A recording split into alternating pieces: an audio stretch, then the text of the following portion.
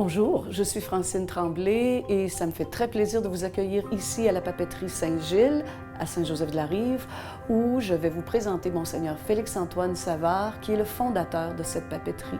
Son objectif de cet endroit était d'en faire un centre vivant, un foyer d'éducation. Alors, si vous voulez me suivre, je vais vous montrer comment on couche une feuille de papier.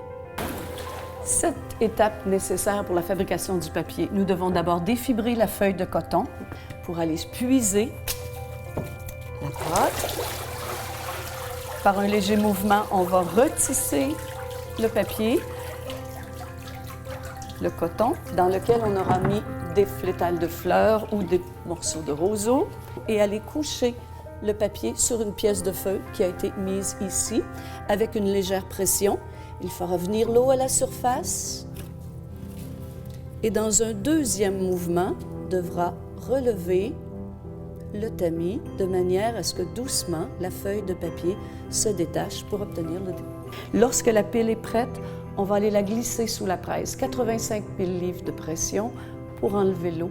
24 heures plus tard, on a donc une belle feuille de papier séchée, mais qui conserve la texture du feutre. Nous devrons donc la repasser, c'est-à-dire la calandrer, pour qu'elle devienne très douce et que l'on puisse écrire ou travailler à l'aquarelle sur ce papier.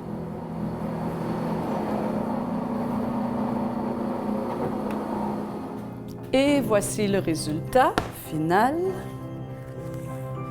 Une magnifique feuille de papier sur laquelle vous pourrez écrire ou une plus épaisse sur laquelle vous pourrez faire de l'estampe, de la reproduction, de la sérigraphie.